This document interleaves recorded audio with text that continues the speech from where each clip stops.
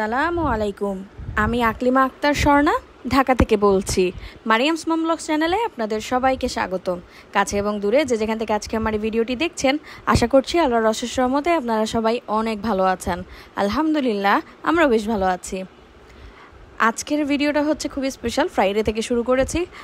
যদিও আমার শরীরটা খুবই খারাপ, কিন্তু ফ্রাইডে বলে কথা, স্পেশাল কিছু তো রান্না করতেই হয়।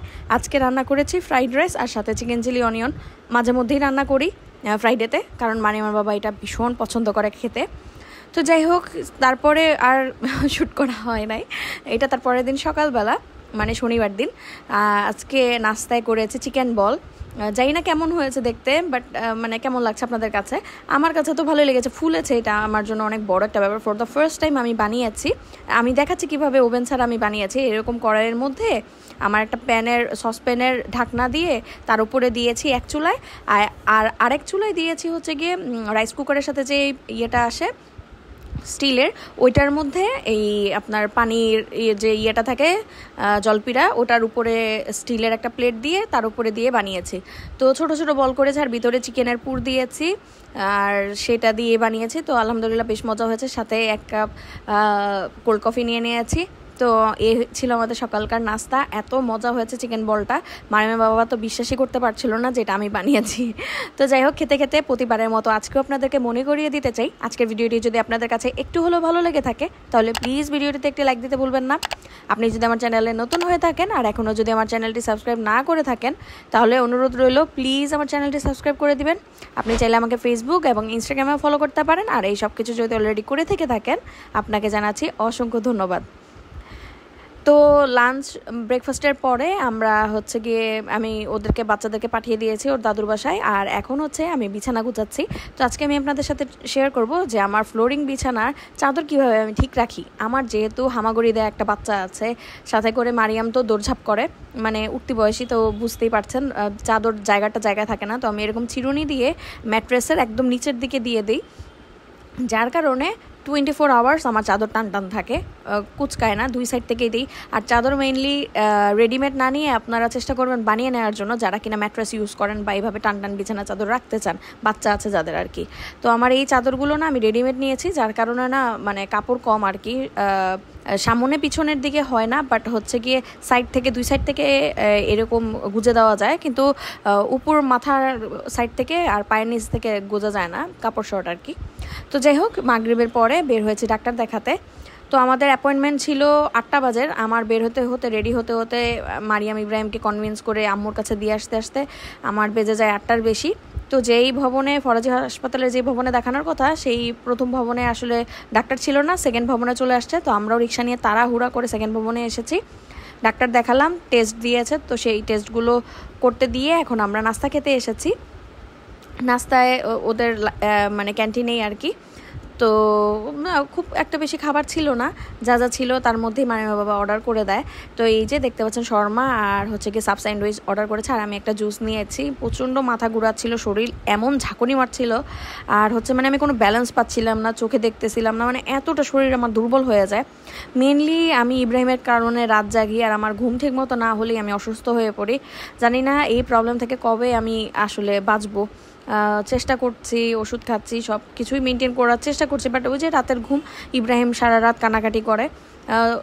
ভাবি যে হয়তো ক্ষুধায় কান্নাকাটি করে, কিন্তু খাওয়ানোর পরেও ও কান্নাকাটি করে। আর আমার সাথে যারা থাকে তারাও ঘুমাতে পারে না। মারিয়ামেরও ঠিকমতো ঘুম হয় না ইব্রাহিমের কারণে, ওর বাবারও হয় না, বাপের বাড়ি গেলেও সেম প্রবলেম। তো যাই হোক, খেয়ে তারপরে হচ্ছে গিয়ে টেস্ট করে রিপোর্ট নিয়ে এখন চলে যাচ্ছি বাসায়। রিপোর্ট আরেকটা টেস্ট বাকি আছে, ওইটা কালকে করব। এসে করে তারপরে হচ্ছে রিপোর্ট ডাক্তার দেখায়, তারপরে মানে বোঝা যাবে যে আসলে মেইন প্রবলেমটা কোথায়। তো আমি আসলে হার্টের জন্য এখন ডাক্তার দেখাচ্ছি, যে হার্টের কোনো সমস্যা কিনা, হার্টের সমস্যা থেকে মানে এরকম হচ্ছে কিনা। আমার আসলে রোগ ধরা পড়ছিল না। তো ডাক্তার বললো যে স্ট্রেসের থেকে হতে পারে, তাও আপনি হার্টের টেস্টগুলো করেন। কিছু টেস্ট দিয়েছে, ওগুলো করে নিয়েছি।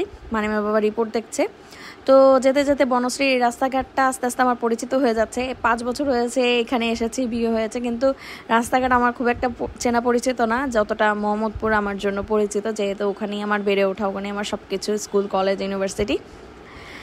তো যাই হোক, এখন বাসায় চলে যাচ্ছি। মারিয়াম আর ইব্রাহিম বাসায় আছে, ওরা কান্নাকাটি করছে। ওদিক থেকে আমার বাসা থেকেও মা আব্বু অনেক টেনশন করতেছে, ফোন দিয়ে জাস্ট বলতেছে চলে আয় চলে আয়। মা তো আমি অসুস্থ মানে শুনলেই হয়েছে চলে আয় করে, কারণ মা অনেক ভয় পায় আমি ওদেরকে নিয়ে পারি না, এটা মনে করে। আসলে এটা সত্য কথা যে আমি ওদের দুজনকে একসাথে সামলে উঠতে পারি না, আবার যেহেতু আমি অসুস্থ মানুষ। তো বাসায় চলে আসছি, আজকে শুনলাম চন্দ্রগ্রহণ, তো ছাদে চলে আসছি চাঁদ দেখার জন্য।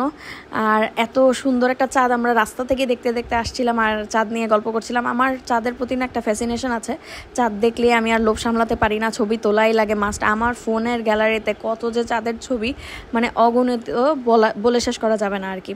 তো যাই হোক, আসার পর ফ্রেশ ট্রেশ হয়ে চাঁদ দেখে একবার বাসায় গিয়েছি, খেতে বসেছি। মারিয়ামের বাবা ফোন দিয়েছে যে স্বর্ণা এখনই হচ্ছে চন্দ্রগ্রহণ হচ্ছে, তুমি দেখো, জানালা থেকেই হয়তো বা দেখা যাবে। তো আমি জানালা থেকে উকি মারছিলাম, তো দেখলাম যে একটা লাল কি যেন দেখা যাচ্ছে। আমি ভেবেছিলাম এটাই চাঁদ, হয়তো বা লাল হয়ে গিয়েছে। পরে দেখি যে না, ওখানে বিয়ে বাড়ি আসলে লাইটিং করেছে এই কারণে। তো ছাদে এসে দেখি ছাদে কিছু ছেলে পেলে ছিল, তো আমি ভয় পাচ্ছিলাম, যেতে চাচ্ছিলাম না। তারপরে যারা নেমে মানে অন্যান্য ফ্ল্যাটের মানুষরা ছিল, ওনারা নেমে যাওয়ার পর মারিয়াম বাবা এখনও বাসায় আসে না, 11টার পরে, 11টার বেশি বাজে। তো আমি মারিয়াম আর ইব্রাহিম আমরা আসছি ছাদে, এসে এই যে ভিডিও করলাম আর সাথে আমার বাসার মানুষদেরকে ফোন দিয়েছিলাম।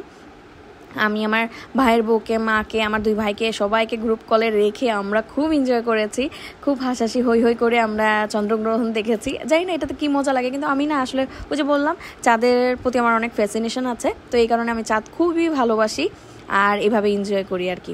তো যাই হোক, এটা হচ্ছে তারপরের দিন লাঞ্চ টাইমে। আমার যেহেতু শরীর ভালো না, আমি আজকে কিচ্ছু রান্না করতে পারি নাই।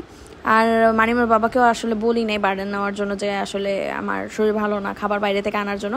আমার কাছে যেহেতু টাকা ছিল, আর আমার ভাইরা অসুস্থ হলেই ডলার পাঠাতে থাকে, তো যাই হোক ক্যানাডিয়ান ডলার যেহেতু ব্যাংকে আছে, তো সমস্যা কি, অনলাইনে অর্ডার করে দিয়েছি। কুদুস থেকে এই সাব স্যান্ডউইচটা মারিমের জন্য অর্ডার করেছি, আর আমার জন্য এই মিট বক্সটা অর্ডার করেছি। ইব্রাহিম ঘুমাচ্ছে আর আমি শান্তিমতো একটু খেয়ে নিচ্ছি। যদিও আমার এগুলো খাওয়া উচিত না, অয়েলি খাবার আমার নিষেধ, কিন্তু তারপরে ওই যে মুখ মানাতে পারি না, মনকে মানাতে পারি না, বোঝাতে পারি না, খেতেই হয়। আমি এগুলো খুবই পছন্দ করি। আর মিট বক্স আমার খুবই ফেভারিট একটা জিনিস, আর রাইস বোল, এগুলো আমার অনেক ফেভারিট খাবার বাইরের খাবারের মধ্যে। আমি আসলে বিরিয়ানি, কাচ্চি, পোলাও, রোস্ট, ডিম পোলাও বা সামথিং এইসব আমার পছন্দ না। আমার হচ্ছে গিয়ে ফাস্টফুড আইটেম অনেক পছন্দ।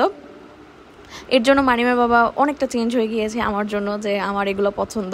উনি আসলে ওই বিরিয়ানি লাভার টাইপের, বিরিয়ানি, কাচ্চি, ওই সব খাবার ওনার পছন্দ, কিন্তু আমার যেহেতু ফাস্টফুড পছন্দ তাই উনিও আমার সাথে অ্যাডজাস্ট করে নিয়েছে এখন।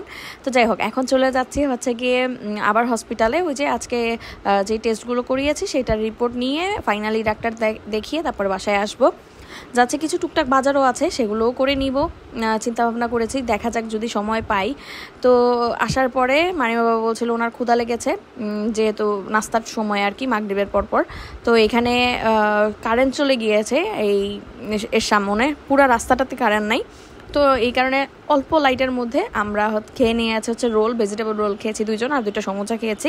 তারপরে এখন ডাক্তার দেখানো শেষ, টেস্ট করা শেষ, সব কিছু শেষ। এখন হচ্ছে কি বাসায় চলে যাব। এর মধ্যে মানিবাবা বলছে ডাব খাবে, আমার আসলে ডাবের পানি খুবই ভালো লাগে, তো আমি বললাম হ্যাঁ খাবো। তো একটা ডাব নিয়েছি, এত বড় বড় ডাব, আর কি দাম ডাবের, তাই না? তো যাই হোক, 2 জনে মিলে শেয়ার করে খেয়ে নিয়েছি। তো এই ছিল আমার আজকের ভিডিওটা কেমন লাগলো অবশ্যই কমেন্ট করে জানাতে ভুলবেন না। সবাই সুস্থ থাকবেন, ভালো থাকবেন, আমাদের জন্য বেশি বেশি দোয়া করবেন। আল্লাহ হাফেজ, আসসালামু আলাইকুম।